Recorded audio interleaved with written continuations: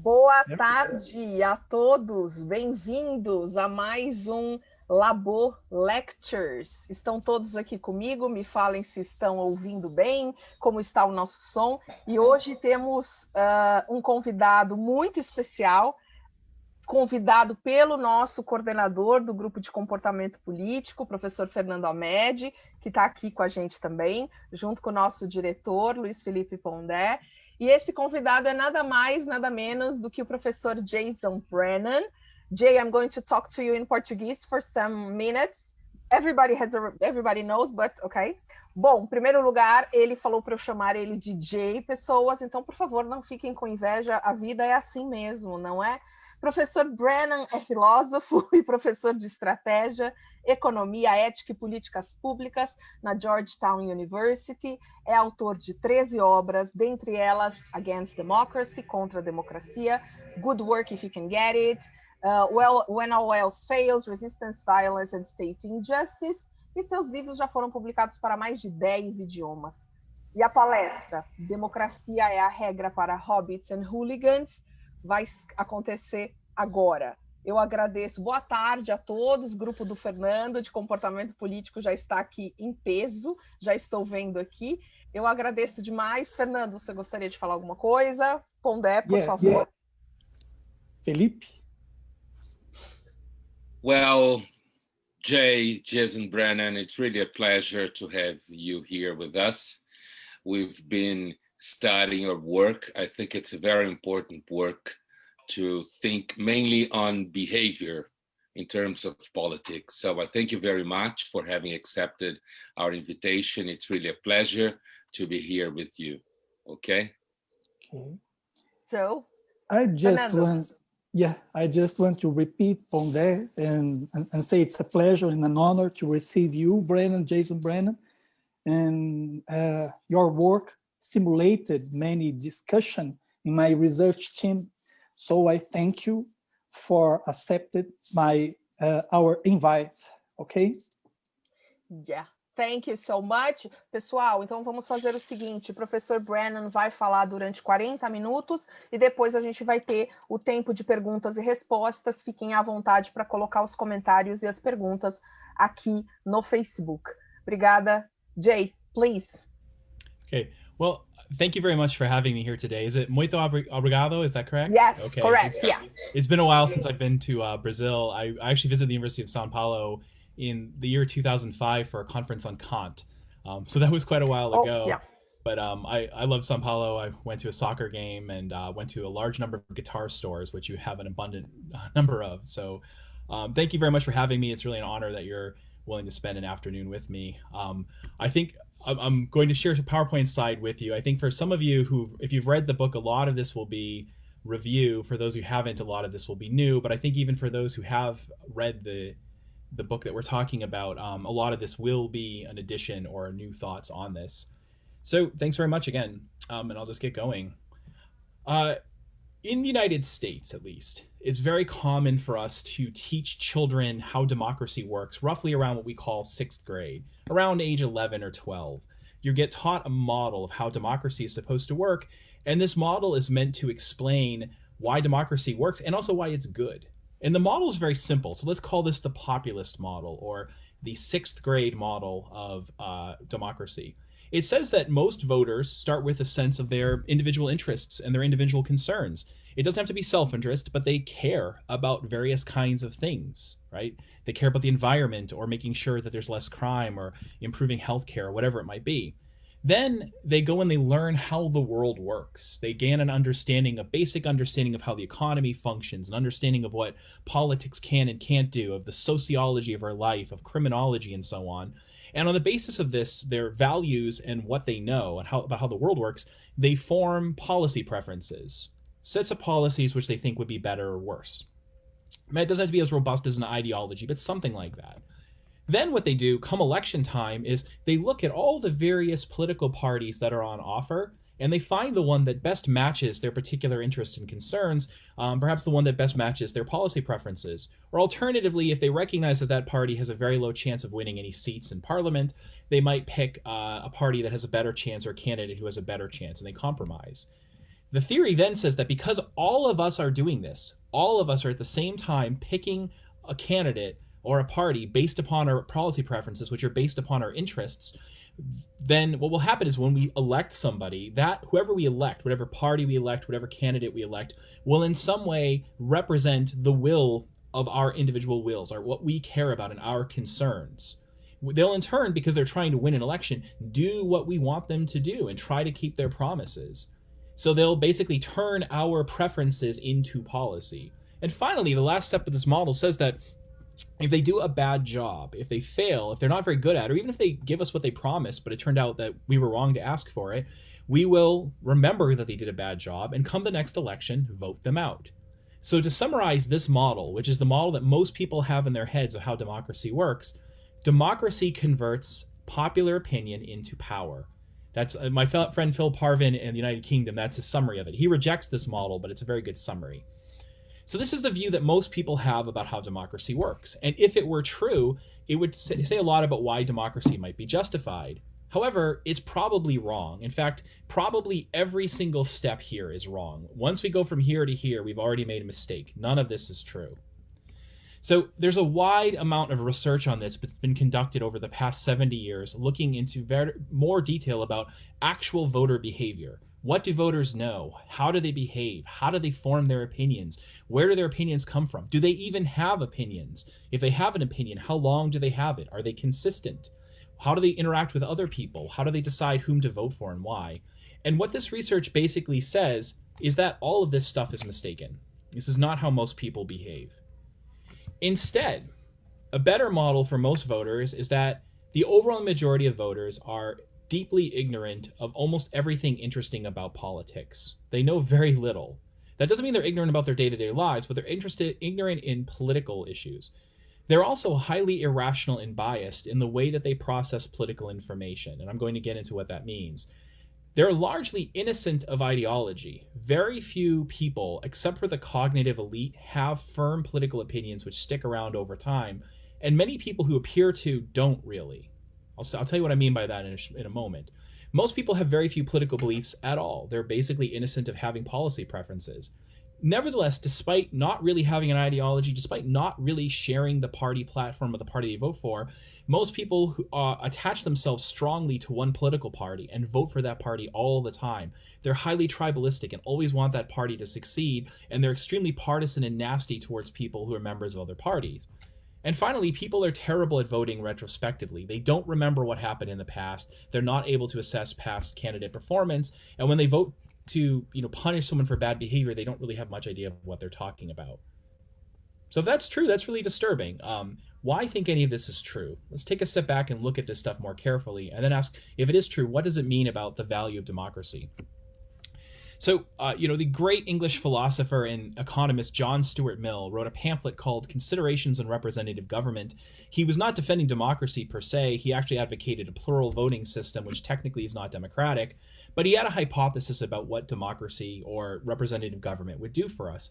He thought that getting the average factory worker at, say, Manchester, England, to recognize the issues of politics and to think about them, to vote and so on, would require him to become enlightened, would require him to think more carefully about the world, to understand other people's interests, to weigh them and put consideration on them.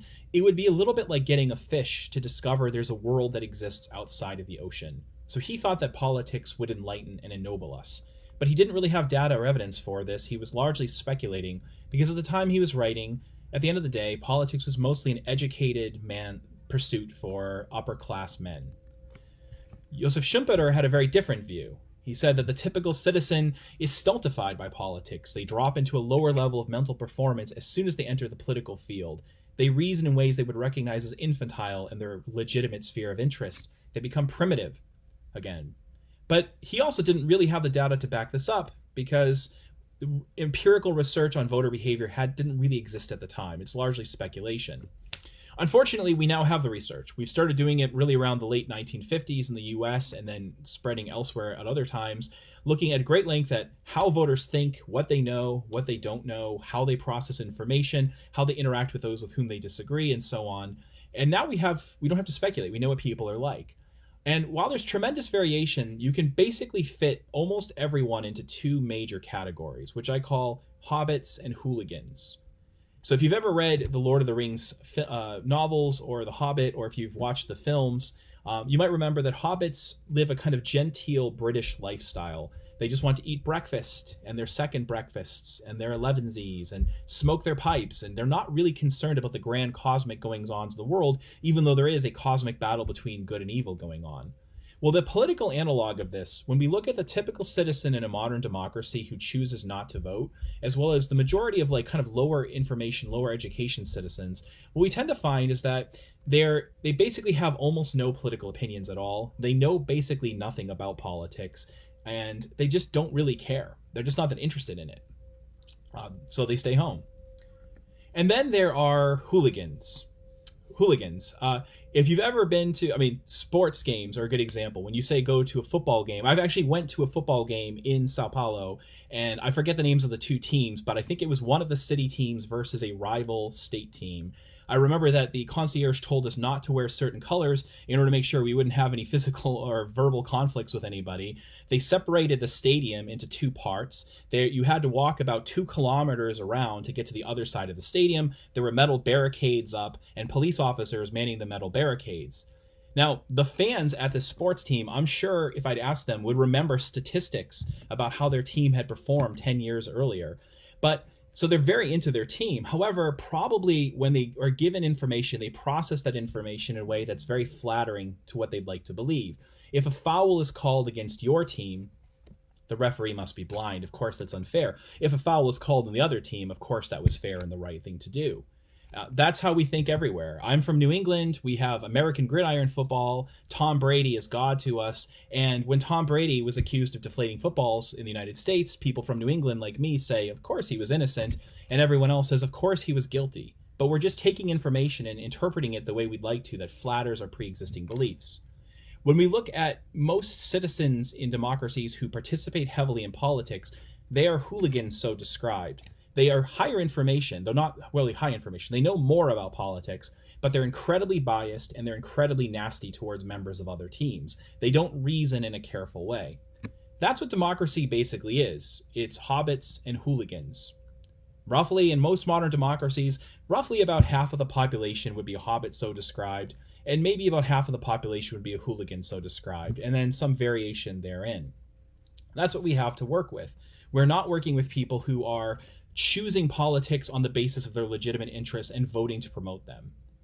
Now, I'm going to show you some statistics about this and talk about how we know that. But before I do so, I just want to talk about the reason that explains this. And it really has to do with incentive structures and perverse incentives that are actually created by democracy, that are built into democracy. So think about what happens when you're about to cross the street. You look both ways. I look both ways, not because I'm interested in seeing which cars are there. I like cars. Not because I'm studying traffic patterns for for mathematical reasons, but because the facts about car traffic have a big bearing on how my life is going to go. Now, similarly, when I go and see that a large 18-wheel carrier truck is coming towards me at, say, 100 kilometers per hour, I wouldn't dare indulge the fantasy that this is not a regular truck, but it's actually Optimus Prime, my childhood hero from the Transformers, coming to take me on an adventure to fight Megatron together. Because after all, if I'm mistaken about that belief, reality will punish me. I will get hit by the truck and die. And if I live, I'll maybe learn to be better. I used to work in automobile insurance, and I can tell you a lot of people actually did make that mistake. However, if they continue, once they sort of survive those mistakes, they learn to be more rational over time. In other words, the basic theory in economics about information and about the rationality of how we process information says something like this. People will tend to be informed about something only if the value of that information exceeds the cost of getting it. Now, that could mean things like you find it interesting. I often read Wikipedia, like random Wikipedia articles for no reason because I find it interesting. I know lots of things about quantum mechanics because I find it interesting, but not because it bears on my job. Otherwise, if the information is not of use to us, then we get rid of it. So for instance, I used to be fluent in Spanish, not so much anymore because it hasn't really come up since I graduated from college. I used to be fluent in Latin, not so much anymore. I was a chemistry major as an undergraduate. I used to know how to synthesize drugs at a very high level of purity when I was 19. I don't anymore. I don't remember the phone number of any of my ex-girlfriends because it just doesn't come up. My wife would be glad to know that, probably. This is information which is no longer of use to me. I don't know the street address of the University of Sao Paulo, but you probably do, because it's just not of use to me, but it is of you. So think about, as a model, imagine you were taking a college class, a university class, but a gigantic one. We don't have these at Georgetown, but I think at the University of California, Berkeley, the introductory biology class has something like 1,000 students. It's just a gigantic course. Imagine a professor said to you at the beginning of the semester, I'm an egalitarian, so what I'm going to do is this. 15 weeks from now, all of you will take a final exam that will be worth 100% of your grade. However, because I'm an egalitarian, I'm not going to give each of you individual marks. Rather, what I will do is average everyone's exam scores together and give all of you exactly the same score. And now imagine you can't leave the class. What would the average score be? It would probably be a low grade. In the US, we'd call it an F, but it might be, say, 30 out of 100. The reason here is not because people are stupid, it's not because they're incompetent, it's not because they're morally bad, but because of the perverse incentives. If I study very hard, I'll still get a low grade. If I don't study, I'll still get a low grade. I might as well not study and just spend my time doing something fun. This is not, by the way, not mere speculation, but actual experiments have been run on this to see if people follow that. And the reality is when you have a large class and everyone has to share a grade, the average grade ends up being low. So what economists call this is rational ignorance. People are low information in politics because their votes don't really matter. If I vote one way or vote the other way, it won't really make a difference. So it doesn't make sense for me necessarily to indulge knowing a lot about politics unless I find it interesting. But that also frees me up to think about politics in a highly irrational way. I can afford to indulge insane beliefs about what the candidate will do or about how different policies will work because my vote just doesn't have that much value. Another metaphor for that would be if I have here a lottery ticket, winning the lottery might be worth, say, 200 million real, but that doesn't mean the ticket is worth anything. The ticket's worth basically nothing. What a vote is basically is a lottery ticket. There's a very small chance that when I cast my vote, I will change the outcome of the election. So in the same way that we have to sort of discount the value of the lottery ticket by the chance that I'll actually win, we have to discount the value of the vote by the chance that we'll actually win. The result of that is pretty perverse. So as an illustration, imagine you're Jewish and you're living in Germany in the year 1932 in the fourth federal election or the fifth election when the Nazis and nationalists win a coalition government again. For you, the Nazis coming to power is an absolute disaster. You don't want them to come, but voting for the Nazis and voting against the Nazis are basically the same because your vote matters so little. Voters apparently know this and they act accordingly. That's why they're ignorant and that's why they're irrational. So to summarize voter behavior, you can say voters are surprisingly nice in the sense that very few voters vote for their pocketbooks. Very few voters vote selfishly for their own interests. Now, this does vary from country to country. There are some evidence of more selfish voting in some countries than others. But in general, we find in modern democracies, despite what the media says and so on, that people vote for what they perceive to be the national interest. Not the international interest, but the national interest.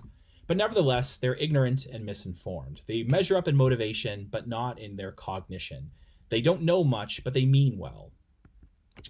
So let's look a little bit more about political information. Since this started being studied by researchers at Columbia and Michigan and elsewhere back in the 1950s in the US, and these same kinds of studies have been replicated around the world, what you generally find is this. In almost every major democracy, the average level of political information is extremely low. The mode, meaning the most common form, like the typical citizen, knows very little. The median, the voter right in the middle of the distribution of knowledge, has very little information, but variance is high. Some people know a lot about politics, most people know nothing about politics, and some people know less than nothing. They're actually systematically misinformed. Ignorance would improve their situation. So what do I mean by that? Give me some examples of statistics from the US. I always try to look up statistics from any time I visit a country to see if there's big studies that have been done, but I didn't find anything particularly useful, so I'm going to give you American examples, so sorry about that. In the United States, the typical citizen knows who the president is, but does not know who their congressperson is. They don't typically know which party controls Congress. They might right now because we just had an election, but wait 7 months and they won't know that. They don't typically know what any of the major bills or laws have been over the past 10 years. In 1964, They asked Americans, is the USSR, is the Soviet Union part of NATO? NATO, the military alliance created to contain the USSR, is the USSR part of that? Most Americans don't know what they're talking about. And this was a year and a half after we almost had a nuclear war with them. In the year 2004, most Americans didn't know what the Patriot Act was, which was a massive invasion of civil liberty. They didn't know what it was.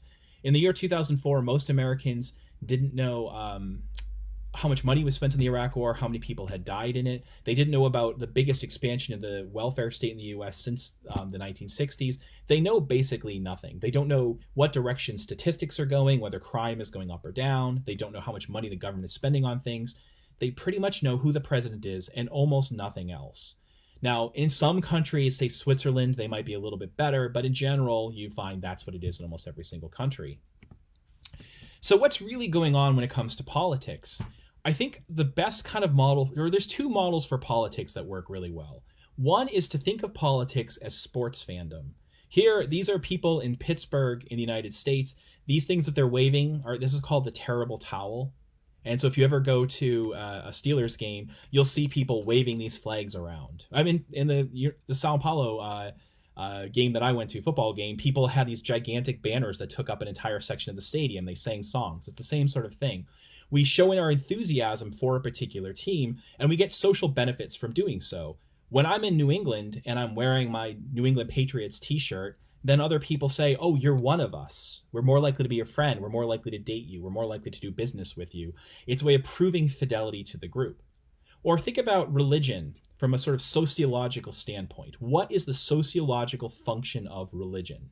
Well, a good way of thinking about religion is human beings have a problem of trust. We need to work together. We need to cooperate. But I don't really know what's going in your mind. You always have an incentive to free ride, to take advantage of me, to lie and to cheat and to steal and to try to get away with it. I don't know if I can trust you, and you don't know if you can trust me. So what religion ends up doing is creating an expensive signal that proves your fidelity to the group. Every religion has some mix of either expensive rituals or expensive beliefs. Expensive rituals might mean things like you're required to abstain from eating certain foods at certain times, or perhaps eating any food at all times.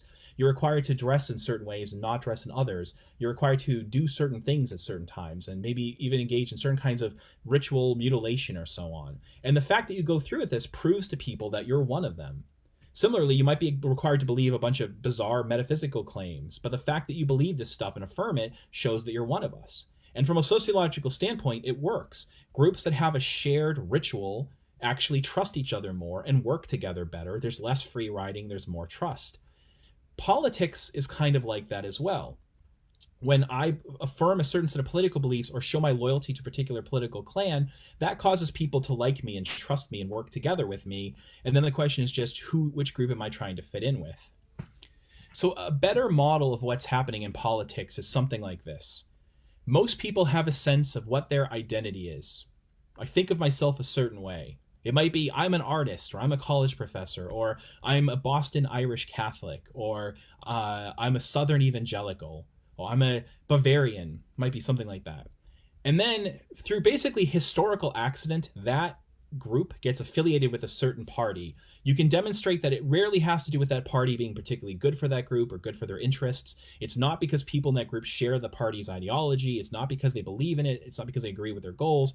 It's really, in a sense, it's kind of like asking, why are people in Europe Christian and people in the Middle East Muslim? You know, why is it that Portugal is more Catholic than it is Protestant? Why is it that England is more Protestant than it is Catholic? There's a lot of accidental history, but there's no particular reason why a particular group gets attached to one thing other than historical accident. And then people vote for that group over and over again, regardless of what the group stands for. So for a lot of people, it's more like, well, I'm an artist and my fellow artists and I vote green. When I vote green, I fit in with the other artists and they like me more. This is how most citizens reason about politics. That's it. There's nothing more really going on. Now, for many voters, though, they seem to be ideological. They seem to have political preferences, but they don't really. What goes on is something like this.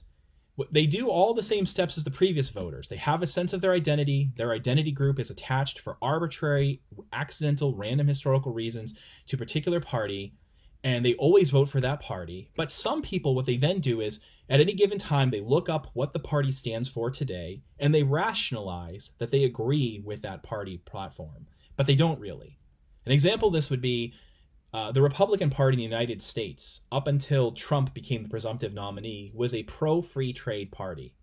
When Trump became the presumptive nominee, he hadn't even won the election yet, but when he became the presumptive nominee for president in 2016, they polled the very same Republican voters and asked them, what do you think about free trade? And overwhelmingly, they said, I'm against it. I'm pro-protectionism.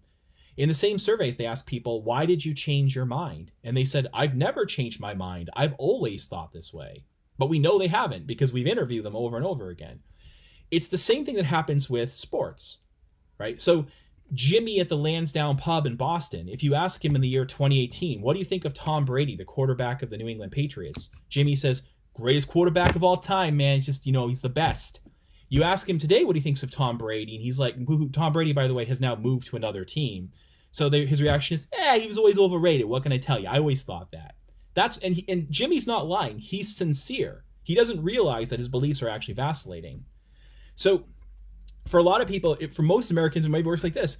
I'm a Boston Irish guy. People like me vote Democrat, so I'll vote Democrat. And then I find out what the Democrats stand for. Oh, they're pro-choice? Well, then I'm pro-choice. But if the Democrats change their mind, I'll change my mind too. So this is disturbing because it really brings into question why we think democracy is justified. What's supposed to be good about it if we're not behaving the way that we need it to? We have to take a step back and ask, what kind of value does democracy even have? How should we think about it?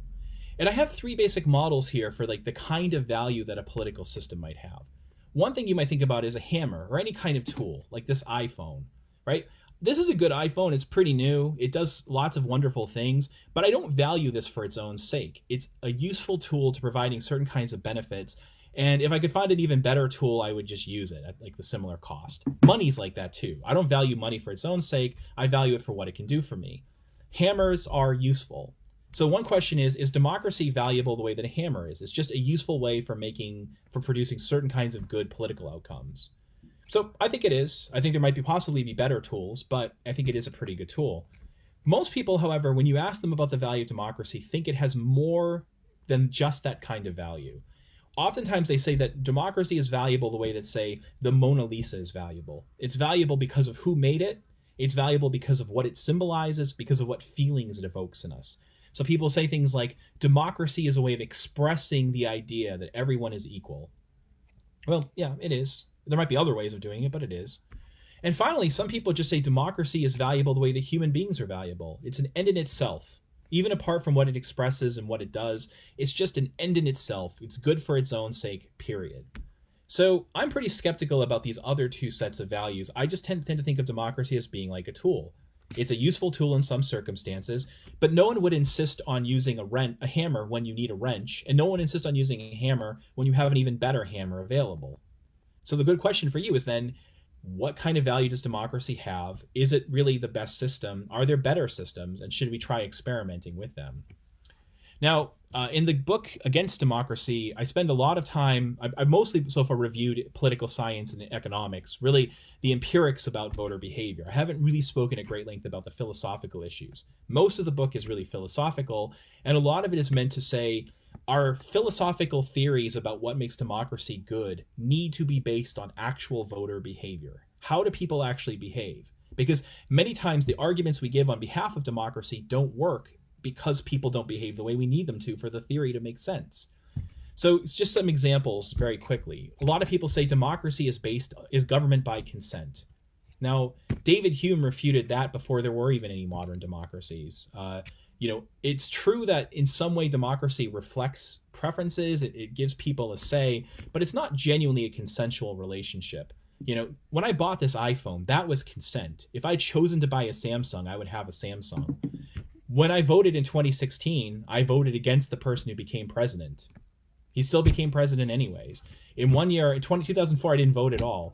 I still got stuck with the same government regardless. The relationship we have with democracy is not consensual because we're basically stuck with the results. Very few of us actually have the power to leave or go anywhere else.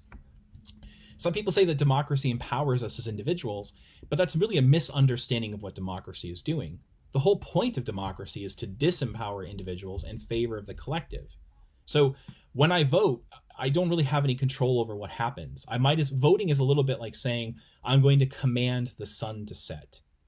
I have autonomy over my left arm. Watch, I'm going to use an experiment right now. I command my left arm to raise. Ooh, it did it. Not very scientific. I only did it once, but I'm sure if I tried this over and over again, it would work. All right. I will now command the United States to have open borders. Well, I'm checking the news right now. It doesn't look like it worked. Basically, no matter how I vote, the same thing happens either time. It empowers the collective. It does not empower any one of us who's a member of that collective. Even when you get your way, it really didn't matter that you voted. What matters is what the group did. That's not really a flaw in democracy. It's supposed to work that way. If you had a lot of influence as an individual, there'd be something wrong with your country or your system. A more common argument, I think better, is that, well, democracy is good because it converts the will of the people into power. If not all of the people and not the general will, at least it converts the majority or the plurality of people's will. It's in some way forcing government to respond to the expressed preferences of a large segment of the population, which is at least better than having a dictator that just promotes his own interests or having an oligarchy that promotes their own interests. This is really the best argument for democracy, I think, that tries to in some way rely upon the idea that democracy empowers us.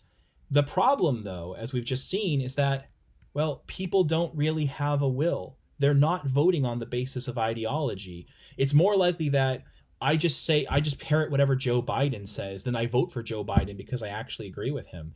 We're ideologically innocent. We don't really have political opinions. So, for example, in this book, neither liberal nor conservative, their estimate is that, a high estimate, is that 14 out of 100 Americans has genuine policy preferences. The minority, a tiny minority of Americans. Basically, for the majority of voters in modern democracies, politics is not about policy. It is not about political preference. It's about something else. Ideology is for the cognitive elite, and the others are voting on the basis of something else. This book says something very similar, by the way. So it can't be converting our will into power because we don't really have a will. It's not even the Rousseauian issue of, is there a collective will? It's not even that. It's just there aren't individual wills to collectivize. So finally, people often argue, well, democracy makes us equal. It's a way of expressing the idea we're all equal. And it is true that in most countries, we use the right to vote as a sort of affirmation of political equality. We say, we want to prove that you are a full and equal member of our society. And the way that we do that is by giving you a right to vote at a certain age. And then if we disapprove of you, say if you commit a felony or some sort of crime or something, then we take the right to vote away. It is true that democracies do that, but it's an open question whether that's really what democracy is for. There are lots and lots of ways to publicly affirm the equality of individuals other than by giving them an equal vote. We could have statues of equality everywhere. We could have a rule that when you turn 18, you get a red scarf that you wear outside, and it's a government-issued scarf that has the word equality written on it in some way, and it shows that you're a member of the society. It's not obvious that we could just give people equal rights in other domains. It's not really obvious this is the best argument for democracy if there's some downsides to political equality.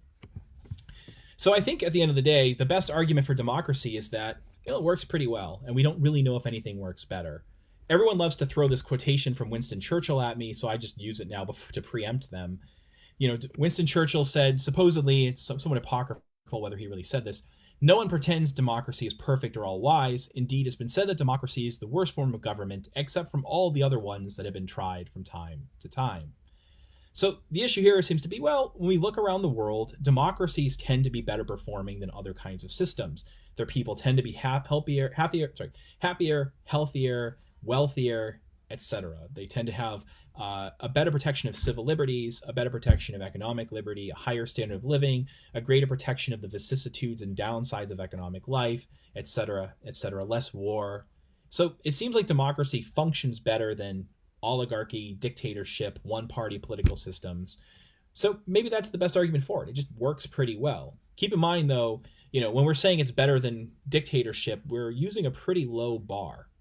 So it's not saying it's great, it's just saying it's better than that. But I think to be fair to democracy, it does function quite a bit better than these other systems. Nevertheless, if you really think of politics or democracy as merely being like a tool, like a hammer, like an iPhone, then you have to ask, well, is there a better tool than this one? Could we switch to an even better device? No one would insist on riding a horse when you have automobiles available and they're better for getting around. No one would insist on using a hammer when a wrench is even a better tool for the job. So it's worth asking, I think, are there better alternatives to democracy? And there's a number of ideas that are being speculated about in political science and philosophy right now. So here are a few. I won't defend any of them at length, but just to throw them out. One idea is that as much as possible, we should place bets on policy. And there's a very good paper by the economist Robin Hanson called "Should We Vote on Values but Bet on Beliefs?" And it gives you a model of how we might use what are called prediction or betting markets to choose political policy. And without getting into all the details of it, the thought is something like this. If I make a prediction and just say something, nothing's really at stake. But if I bet on it, I get punished for being wrong and rewarded for being right. So economists like to say that a bet is a tax on bullshit. A good example of this would be right after Trump won the presidency in 2016, a number of my academic friends got onto Facebook and said, "This is disaster. World War III is going to happen." I responded to them by saying, "What do you mean by World War III? What are the minimal conditions under which you would consider something World War III?" And they told me. And then I said to them, "Great, I'd like to bet you $5,000 that won't happen in the next 4 years." No one would take the bet. They said, "I bet that abortion will be illegal in the United States within the next 10 years. Or they say that. I'm like, "Great, I'd like to bet you $5,000 that you're wrong about that." No one would take me up on it. Because normally when I just say things, like I'm like, "Our team's going to win," you're like, "Yeah." But as soon as I place a bet, I get rewarded for being right and punished for being wrong.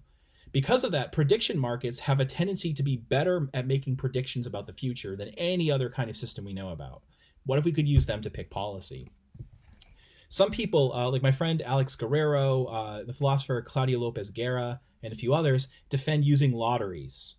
So think about, say, how jury systems work in many countries. You randomly select some citizens and require them to serve on a jury. They tend to work pretty well and they take the job pretty seriously. What if we randomly select citizens the way that the Athenians did and require them to do certain functions of government, give them a certain amount of tenure and so on, and they and only they get to vote, or they and only then they get to decide on this function? Well, maybe that would be a way of being democratic, but also eliminating the downsides of just having everybody vote. You're giving them a stake in being right because they're giving a long-term kind of power. The thing that I tend to recommend, which I think is worth experimenting with, is what I call enlightened preference voting, or I used to call it government by simulated oracle. I now think that was a bad name. I'm calling it enlightened preference voting now. The way that this would work is on election day, everybody gets to vote. You know, including children, who everyone else, let your cat vote. It doesn't matter. But when you vote, you do three things. One is you tell us who you are. We learn about your identity. What race are you? Ethnicity? What religion? How much income do you make? Are you employed? Where do you live in the country? Et cetera, because these things have a big effect on people's voting behavior. So we found out who you are. The second thing we do is we give you a quiz of basic political knowledge. Can you identify who the president is? Do you know some features of the Constitution? Can you identify within 5 percentage points what the unemployment rate is? Things like that. This does not determine whether or not you get to vote. You get to vote no matter what. But it's going to be used in a new process. So we now know who you are and what you know, and then we ask you what you want. If we do this with the entire public all at once, we ask everyone who you are, what you know, and what you want, what we can then do is statistically estimate what would the public have wanted if it had gotten a perfect score on the test. In fact, the public is ignorant and the average score will probably be an F, but what would the public have supported if it were identical in terms of demographics, but had gotten a perfect score? So it's a way of simulating. It's as if I wave a magic wand and I make the public fully informed. I can't actually do that, but I can simulate what the public would have wanted had it been fully informed. And the idea is, why don't we do that instead? In a way, it's not about giving some people more votes than others. It's not about excluding some people from voting and other people from allowing other people to vote. Everyone gets to participate, but we use people's participation to extract wisdom from the crowd and then choose a better policy.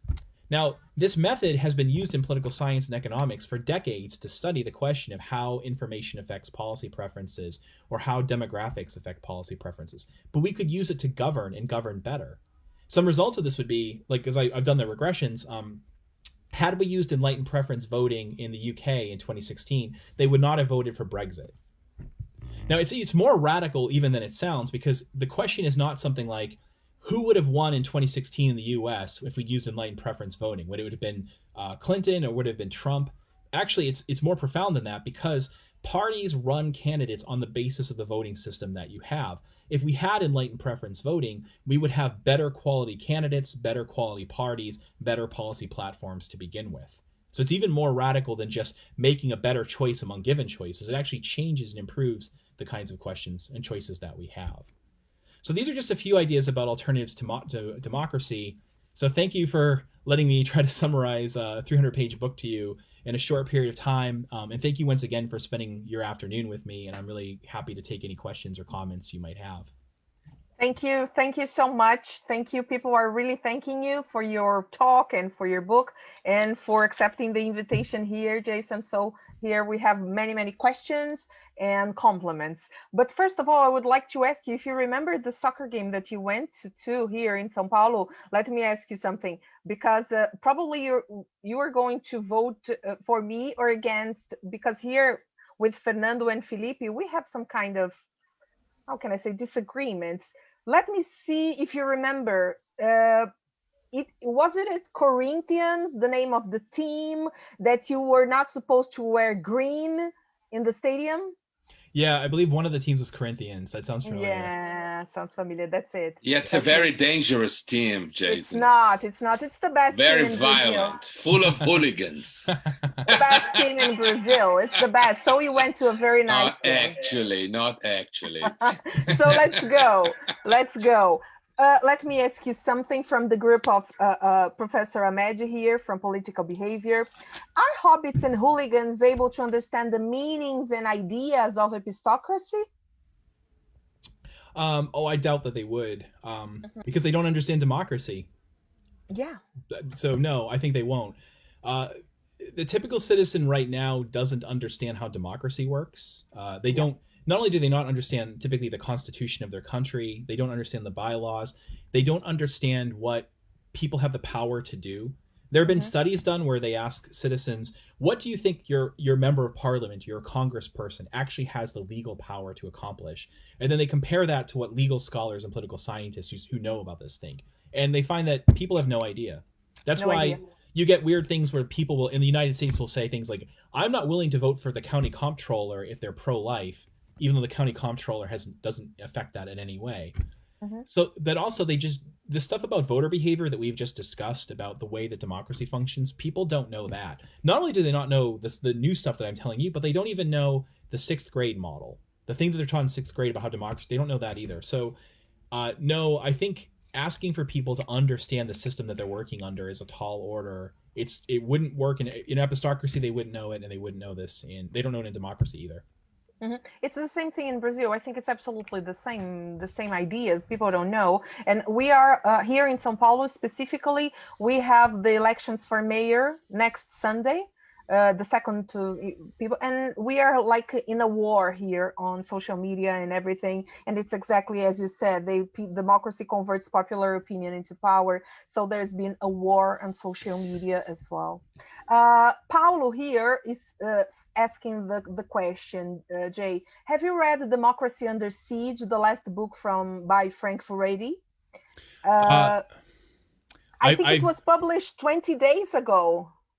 Yeah, I've heard people talking about it, but I have not read that. Yeah, well, he said that your work was quoted many times.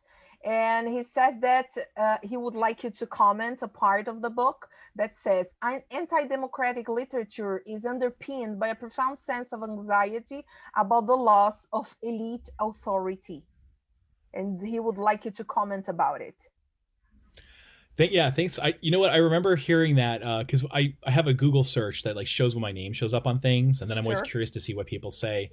And I've seen that in the funny thing is there have been all of these kind of op-eds around the world. There was one in Scotland a few weeks ago and elsewhere that say things like, well, Jay Brennan is motivated by the loss of power from his elitism. And I think that's really cool because I didn't know that I was elite. You know, I'm a first generation college student from a blue collar family. But I work now that I work in an elite private university in Washington, D.C., and I get on TV once in a while, people think I'm one of the elite that runs things. Whereas the whole point was, if you actually read what I say, I'm like, I've never had any power, and I never will. I don't change. I actually sometimes talk to Congress people and members of Parliament and so on, but I never actually change anything. No, I think it's true that there are many people who actually run governments who are upset by the loss of power. I think that's probably true that, say, the Conservative Party in the UK is worried about the fact that populism is sort of getting power out from them. But and I think everyone's kind of worried about populist movements in general. But the complaints that I have, I lucked out in that democracy started functioning very badly since in 2016. And as I was writing a book about it, but the things I'm complaining about, I would have written the exact same book in the year 1980 when everyone thought democracy was going fine. I'm talking about systematic flaws that exist in democracy and we've known about for a while, and whether we can make things better in light of that. It's not about whether the elites have power. It's not about should college professors rule the world, should a small cognitive elite rule the world. It's just it's really about something else. So, but if I were a politician, I think that's a smart thing to say. It's the elites. Elite bashing is always elite bashing always sells. Yeah. There is one of our coordinators here, Dr. Luis Bueno, who coordinates the group of political philosophy, is asking you a question. Professor Brennan, are those alternative models you suggested dependent on a certain level of enlightenment from those responsible for their implementation? Would it be a kind of aristocracy that would define and implement it? Yeah, that's a great question. You didn't ask this, but I'll add that the point of these models is they don't require enlightenment on the people as a whole, right? I'm sort of taking it as a given that we can't really create a more enlightened electorate because of the incentive problems that we have. But it is true that any system like this requires a degree of good faith among the people who might implement it, a willingness to do the right thing, and a lack of interest in rent seeking. But the thing is, that's also true of democracy. And this is one reason why, the same constitution implemented in different countries works better in some places than others. Why does Denmark work better than the US or France? Higher levels of generalized social trust, right? Just people are more trusting of one another. The result of that is that they're less willing to take advantage of the system. They're less willing to engage in free riding or to engage in rent seeking to try to rig the system for their own benefit. They're more willing to kind of play nice. And that includes the politicians. Why does democracy work better in France than it does in, say, I'm pick a country at random that I think was lower on the scores, like Peru? Well, because of higher levels of social distrust and so on, right? So it's true that the institutions are going to function differently in different places based upon things like degree of social cohesion, the people's willingness to play fair, and that's going to vary. So the kind of perverse thing about this is that all of these proposals that I've suggested will work better in the places where democracy also works better. Sure. But in a way, that's just what we'd expect. Well, what I don't think is the case, though, is that they would work, that even in like places that have low levels of social trust, that they'll end up working a lot worse than democracy itself works in those places. That said, because I'm worried about this, I spent a lot of time on it in the book, I am worried about how these things might actually go in practice. I feel that a lot of what I'm saying, it's kind of like the speculation that philosophers and others were doing in the late 1800s, or sorry, not 1800s, 1700s, where there weren't really experiments yet with democracy or modern parliamentary systems. So what I think I would really recommend is that we try implementing these things in relatively stable places that have well-functioning political systems and see what happens. Does it actually improve politics? If it does, then scale it up. If it doesn't, then try something else. I'm not actually recommending that I become a sort of Leninist vanguard and I take over a country and then randomly try these things all at once in a large scale, because political change is dangerous. So I think these are all very good concerns, but that doesn't call for doing nothing. It calls for experimentation. Sure. Thank you so much. Another question from our group. Thinking about the last American election, what would the position of the volcanoes? Well, I don't really think there are any. Yeah, good question. Yeah, and I should have been clearer about that in the book. Oftentimes I think people read me as saying something like this: there are Vulcans, there are the Star Trek Vulcans. Let me see if I can the Vulcans. The Vulcans, or is that it? Okay.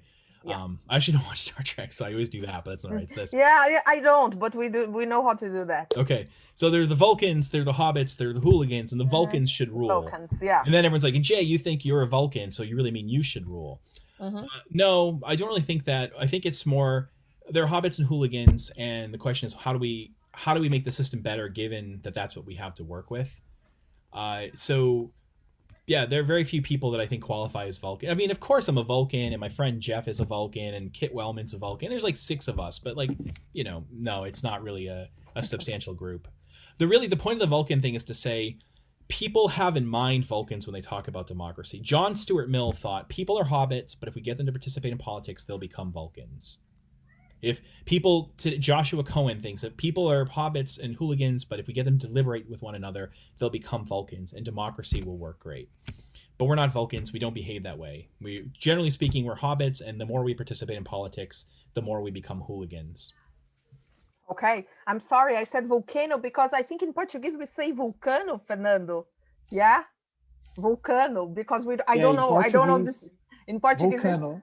Volcano, okay, yeah. And in English, Vulcan. Mr. Spock. Mr. Spock, yeah, because I don't know exactly the pronunciation in Portuguese of that. And another question from the group, Jason, in your opinion, according to your researches and experience in studying the voters and the voting, what is the role of emotions and affections in the moderation of the public debate? In the moderation of it, yeah, good question. I think we're in general very highly emotional, and we're driven more by emotion than we are by facts or reasons. And I think the reason for that, it makes sense when you think about politics as being like religion or being like sports. So imagine that we're all members of the same church. We're all Catholic, and we all go to the same particular parish. And then after the religious service is over, you know, the priest gives up and he gives a service, and we're walking out, and you see me crying, and I'm moved to tears. Well, one of the interesting things about that is if you're like, why are you? I'm just like, it was such a beautiful sermon that I made me cry, and I was really touched. The funny thing is that will actually give me, in most cases, additional status. You'll see me as the fact that I have a stronger emotional reaction indicates that I care more. I'm more concerned. I'm more sensitive. It sort of indicates that I'm, in a way, a better person in our group.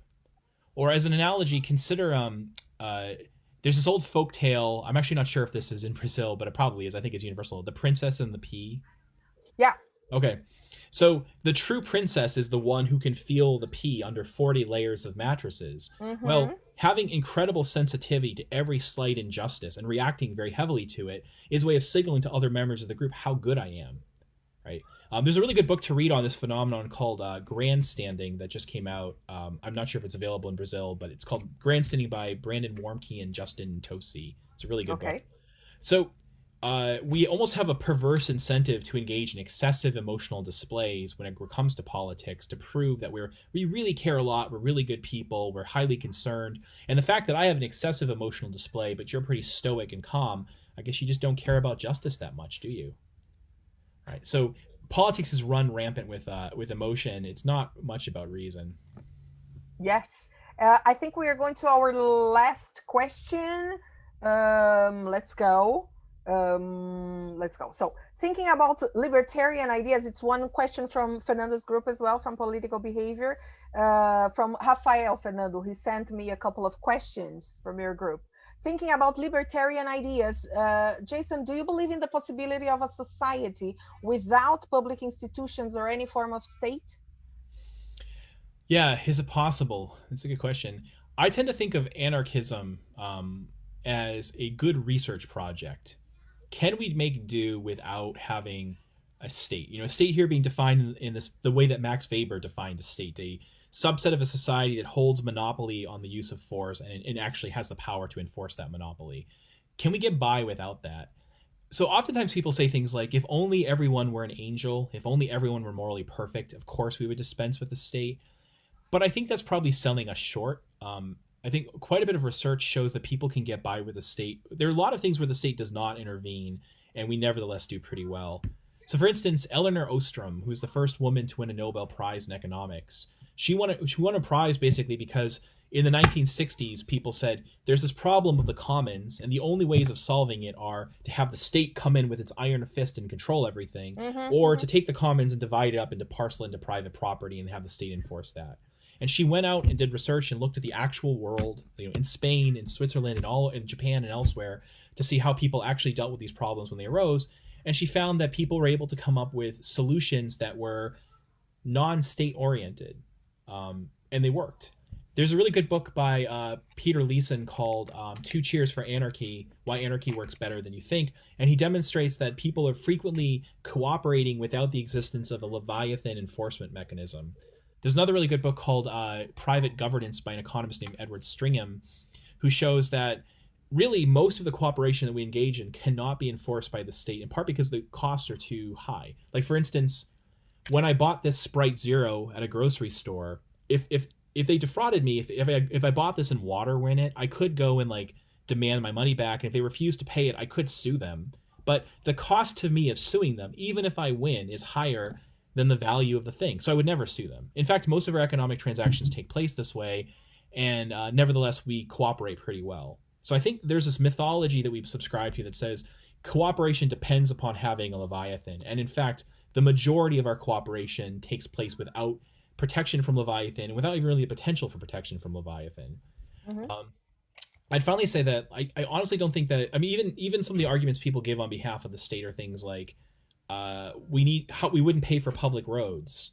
Well, Kickstarter, it's a phenomenon that we've known about for a while. It's something called the dominant assurance contract, and it's a way of solving public goods problems without having to use a state.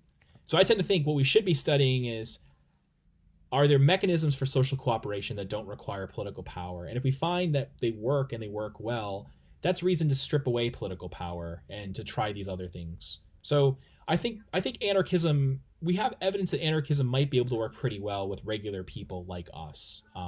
Do we know for sure it would? That's too strong of a statement, but it's definitely something worth looking into. Yeah. Jay, thank you so much for being with us. There are many questions and people telling how wonderful this experience has been to spend this hour with you today. So thank you so much. I hope we meet again here in São Paulo or in New York or somewhere. Thank you so much. Yeah, thank you. I really appreciate it. Gente, muito obrigada. Obrigada, Luiz Felipe Pondé. Obrigada, Fernando Amedi. Thank you, Jason Brennan. Obrigada, gente. Até a próxima. Tchau, tchau.